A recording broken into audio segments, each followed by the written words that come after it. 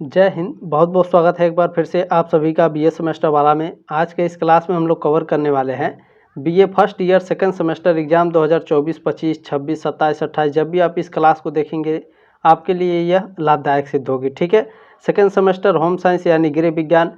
आपके admit card पर जो लिखा होगा आपका पेपर का नाम है introduction to clothing and textile and family resource management. ठीक है, ये आपके पेपर का नाम रहेगा।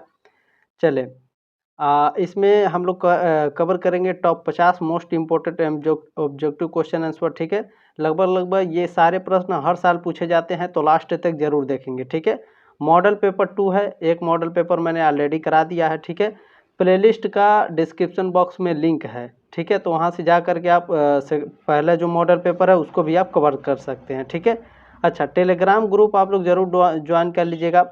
इसका पीडीएफ पाना चाहते हैं आप लोग तो क्या करेंगे, टेलीग्राम ग्रुप का लिंक दिया गया है। ठीक है, डिस्क्रिप्शन बॉक्स में, तो वहाँ से जा करके आप लोग इस पीडीएफ को डाउनलोड कर सकते हैं। वीडियो के ठीक नीचे आपको पीडीएफ मिलेगा। चलिए पहला प्रश्न देखते हैं आपका क्या पूछा गया है। गोल्डन रेशा है, गोल्डन रेशा इन चारों में से कौन है? जूट है, फ्लैक्स है, रेयान है या फिर सिल्क है?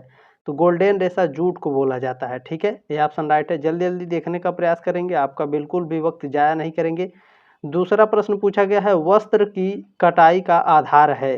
तो सबसे वस्त्र की कटाई का आधार पूछेगा तो आधार क्या होता है? सबसे पहले नापेंगे तभी तो हम काटेंगे। ठीक है, तो नापना, मेजरमेंट जो होता है ये वस्त्र की कटाई का आधार होता है। तीसरा प्रश्न पूछा गया है मलमल एक। तो मलमल एक ट्विल चुनाई का सूती वस्त्र है। ठीक है, बी ऑप्शन राइट है आपका। चलिए प्रश्न नंबर 4 देखेंगे क्या पूछा गया है। किस बुनाई में धागे का अनुपात 2:2 होता है? तो बास्केट बुनाई में। ठीक है, बास्केट बुनाई में धागे का जो अनुपात होता है 2:2 होता है। चलिए प्रश्न नंबर 5 देखेंगे क्या पूछा गया है। टेबल लिनन में कौन सी बुनाई होती है? टेबल लिनन में बास्केट बुनाई होती है। डी ऑप्शन करेक्ट है आपका। चलिए प्रश्न नंबर 6 देखेंगे आपको क्या पूछा गया है। रेशों को फैलाने पर पुनः अपने आकार को ग्रहण करने की योग्यता कहलाती है? प्रत्यास्थता कहलाती है। सी ऑप्शन राइट है आपका। चलिए प्रश्न नंबर 7 देखेंगे क्या पूछा गया है। प्रबंध प्रक्रिया का प्रथम चरण है। प्रबंध प्रक्रिया का प्रथम चरण आयोजन होता है। ये ऑप्शन राइट है आपका। प्रश्न नंबर 8 क्या पूछा गया है। किसने कहा है कि गृह व्यवस्था एक मानसिक प्रक्रिया है? तो ग्रास और क्रैंडल ने, ठीक है, ग्रास और क्रैंडल ने कहा है कि गृह व्यवस्था एक मानसिक प्रक्रिया है। बी ऑप्शन राइट है आपका। चलिए प्रश्न नंबर 9 देखेंगे क्या पूछा गया है आपका। गृह प्रबंध के उद्देश्य हैं। गृह प्रबंध के उद्देश्य क्या होते हैं? परिवार के सभी सदस्यों की आवश्यकताओं की पूर्ति, बिल्कुल। सीमित आय से अधिकतम आवश्यकताओं की पूर्ति, गृह कार्यों को सकुशल संपन्न करना, ये सभी गृह प्रबंध के उद्देश्य हैं। ठीक है, चलिए बहुत ही शानदार तरीके से पढ़ाते हुए चलेंगे। डी ऑप्शन राइट है आपका। और ध्यान रखेंगे ये सभी प्रश्न आपके एग्जाम में आने वाले हैं। ठीक है, चलिए सभी प्रश्न आपके एग्जाम में नहीं आ सकते हैं, ये मैं गारंटी कर सकता हूँ, लेकिन ज़्यादातर प्रश्न आपके इसी मॉडल पेपर से आएंगे, ये बात ध्यान रखेंगे। ठीक है, मूल्य लक्ष्य व स्तर होते हैं। मूल्य लक्ष्य व स्तर अंतर संबंधित होते हैं। ठीक है, ये ऑप्शन राइट है आपका। चलिए प्रश्न नंबर 11 क्या पूछा गया है आपका। उत्प्रेरक कारकों में सर्वाधिक महत्वपूर्ण कौन है? उत्प्रेरक कारकों में देखिए निर्णय है, मूल्य है, स्तर है और लक्ष्य है। ये सारे उत्प्रेरक कारक हैं और पूछ रहा है इसमें सर्वाधिक महत्वपूर्ण कौन है? तो लक्ष्य जो होता है, ठीक है, ये उत्प्रेरक कारकों में सबसे महत्वपूर्ण होता है। डी ऑप्शन राइट है आपका। चलिए प्रश्न नंबर 12 देखेंगे क्या पूछा गया है। लक्ष्य की उत्पत्ति का स्रोत है, मूल्य है, स्तर है या फिर निर्णय है? बताने का प्रयास करेंगे आप सभी लोग। तो लक्ष्य की उत्पत्ति के स्रोत होते हैं मूल्य और स्तर। ठीक है, तो आपका डी ऑप्शन राइट हो जाएगा, ए और बी दोनों। प्रश्न नंबर 13 देखेंगे हमारा क्या पूछा गया है। लक्ष्यों में कौन अधिक अस्थायी माने जाते हैं? तत्कालिक या फिर अल्पकालिक या दीर्घकालीन या फिर साधन समाप्ति लक्ष्य?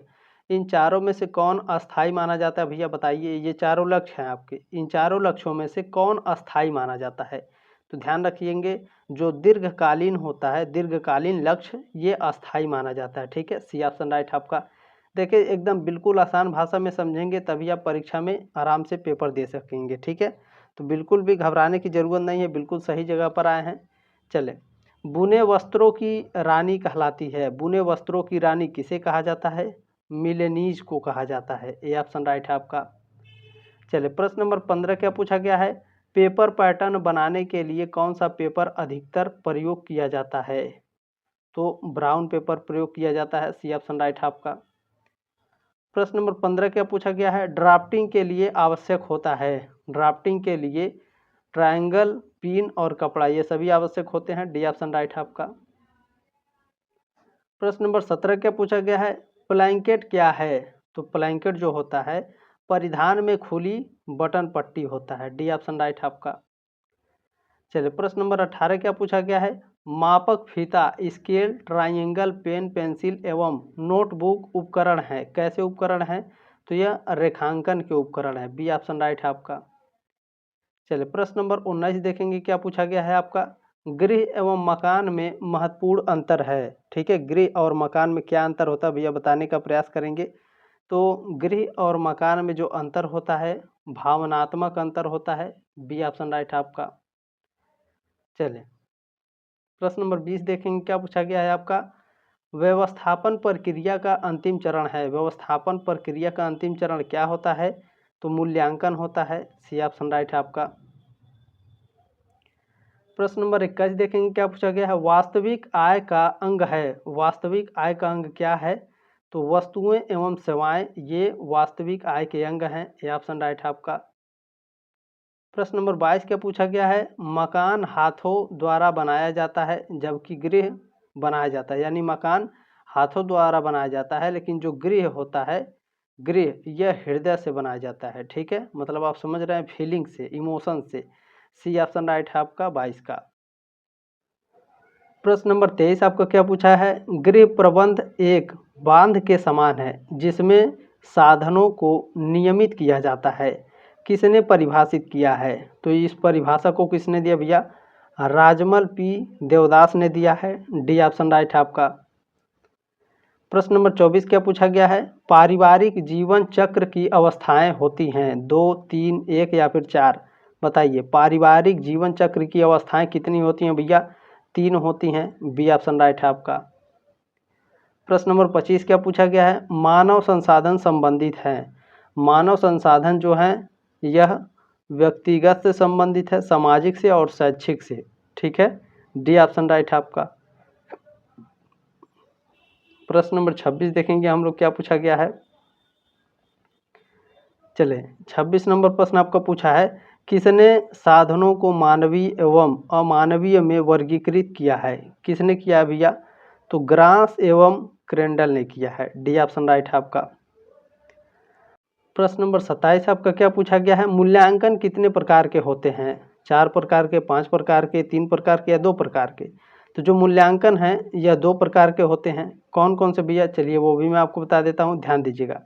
देखें मूल्यांकन मुख्यतः 2 प्रकार के होते हैं। एक होता है रूपात्मक मूल्यांकन, दूसरा होता है सारांशात्मक मूल्यांकन। ठीक है, तो रूपात्मक मूल्यांकन क्या होता है? यह मूल्यांकन शिक्षण प्रक्रिया के दौरान किया जाता है ताकि छात्रों की प्रगति को मापा जा सके और आवश्यकता अनुसार शिक्षण विधियों में सुधार किया जा सके। अच्छा, सारांशात्मक मूल्यांकन क्या होता है? यह मूल्यांकन शिक्षण प्रक्रिया के अंत में किया जाता है ताकि यह निर्धारित किया जा सके कि छात्रों ने निर्धारित शिक्षण उद्देश्य को कितना हासिल किया है। ठीक है, अब आपको उम्मीद है कि आपको दोनों समझ में आ गया होगा। चलें प्रश्न नंबर 28 आपका क्या पूछा गया है? मूल्य, लक्ष्य एवं स्तर होते हैं गृह व्यवस्था के प्रेरक तत्व होते हैं। बी ऑप्शन राइट है आपका। देखिए इस तरह के जो प्रश्न पूछे जाते हैं लगभग आपके 95% स्टूडेंट सी ऑप्शन लगा देते हैं। हालांकि देखिए ये लगभग आपके 80% जो क्वेश्चन पूछे जाते हैं वो लगभग सी ऑप्शन आपके सही होते हैं, लेकिन 20% क्वेश्चन आपके अलग होते हैं। तो जब भी आप परीक्षा में बैठिएगा बिल्कुल ध्यानपूर्वक प्रश्न पत्र को पढ़ने का प्रयास करेंगे। चलिए 29 नंबर प्रश्न पूछा गया है मित्रता एवं प्रेम उदाहरण है। मित्रता एवं प्रेम प्रामाणिक मूल्य के उदाहरण हैं। ये ऑप्शन राइट है आपका। प्रश्न नंबर 30 क्या पूछा गया है? नियंत्रण की अवस्थाएं होती हैं। नियंत्रण की अवस्थाएं बल देना, निरीक्षण और समायोजन है। डी ऑप्शन राइट है आपका। प्रश्न नंबर 31 क्या पूछा गया है, समस्या की पहचान करना चरण है। समस्या की पहचान करना चरण कौन सा है, निर्णय प्रक्रिया का चरण है। सी ऑप्शन राइट है आपका 31 का। चले आगे बढ़ते हैं, प्रश्न नंबर 32 देखते हैं क्या पूछा गया है, बीमा की प्रीमियम पर छूट मिलती है। तो बीमा की प्रीमियम पर छूट आयकर में मिलती है। बी ऑप्शन राइट है आपका। प्रश्न नंबर 33 क्या पूछा गया है, पारिवारिक बजट में व्यय की मुख्य मदें हैं। पारिवारिक बजट में व्यय की मुख्य मदें हैं भोजन, वस्त्र, आवास, ये तीनों हो जाएंगे। डी ऑप्शन राइट है आपका 33 का। चलिए प्रश्न नंबर 34 देखेंगे क्या पूछा गया है, मुंडेल के परिवर्तन वर्ग निम्न से संबंधित हैं। किससे संबंधित हैं, कार्य सरलीकरण से। बी ऑप्शन राइट है आपका 34 का। प्रश्न नंबर 35 पूछा गया है, फ्रिज के प्रमुख अंग हैं। फ्रिज के प्रमुख अंग कौन कौन से होते हैं, मोटर, कंप्रेसर और कंडेंसर। ठीक है, चले ध्यान रखेंगे। प्रश्न नंबर 36 क्या पूछा गया है, वाष्प के दबाव को नियंत्रित करने के लिए प्रेशर कुकर में प्रयोग होता है। क्या प्रयोग होता है, भार प्रयोग होता है। ए ऑप्शन राइट है आपका। प्रश्न नंबर 37 है, फ्रिज के ताप को नियंत्रित करता है मोटर, नियामक, चिल ट्रे। बताइए इन तीनों में से कौन हो, बहुत ही जानना जरूरी है, इसको बताने का प्रयास करेंगे। तो फ्रिज के ताप को जो नियंत्रित करता है वह नियामक होता है। इसको इंग्लिश में क्या बोलते हैं, रेगुलेटर। आप लोगों ने नाम सुना होगा, ठीक है, रेगुलेटर। तो जो रेगुलेटर होता है ये फ्रिज के ताप को नियंत्रित करता है। ठीक है, इसको हिंदी में नियामक बोलते हैं, इंग्लिश में रेगुलेटर।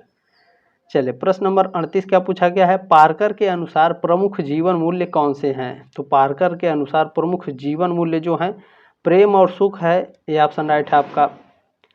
प्रश्न नंबर 39 क्या पूछा गया है, सर्वाधिक सुरक्षित चेक होता है। जो चेक मिलता है ना बैंक में, सर्वाधिक सुरक्षित चेक कौन सा होता है, खाता देय चेक होता है। ठीक है, डी ऑप्शन राइट है आपका।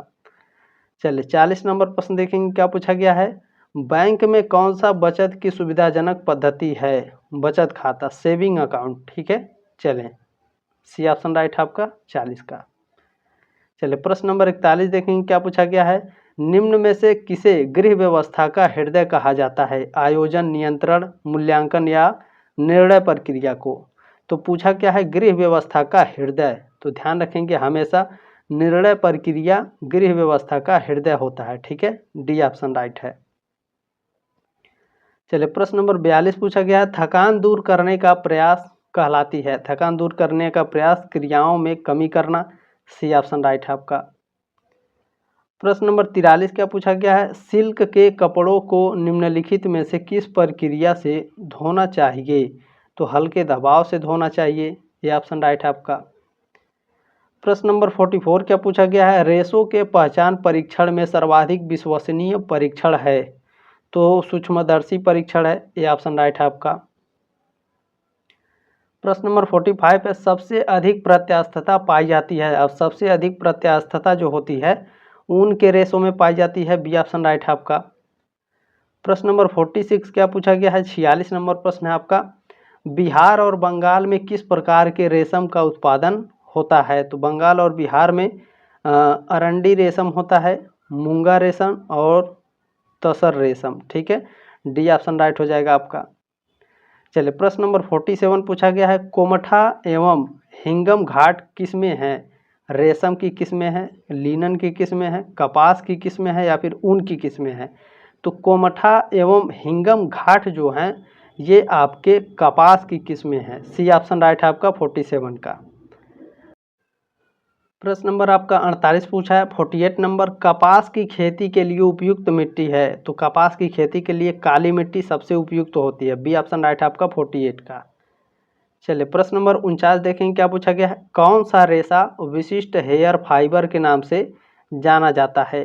तो जो ऊन होता है, ठीक है, ऊन रेशा, इसे विशिष्ट हेयर फाइबर के नाम से जाना जाता है। डी ऑप्शन राइट है आपका। चलिए प्रश्न नंबर 50 देखेंगे क्या पूछा गया है, लिनन के रेशे प्राप्त किए जाते हैं। लिनन के रेशे फ्लैक्स के पौधे से प्राप्त किए जाते हैं। ठीक है, सी ऑप्शन राइट है आपका 50 का। अच्छा, आपको क्लास कैसा लगा प्लीज़ कमेंट करके ज़रूर जाएंगे। अच्छा, आप लोग एक बात ध्यान रखिएगा, आपका एग्ज़ाम कब है, ठीक है, कमेंट बॉक्स में बता दीजिएगा कि आपका एग्ज़ाम का डेट कब है। ठीक है, उसके हिसाब से काफ़ी शानदार तरीके से तैयारी कराई जाएगी। ठीक है, चलिए जल्दी मिलते हैं आपके नेक्स्ट मॉडल पेपर में।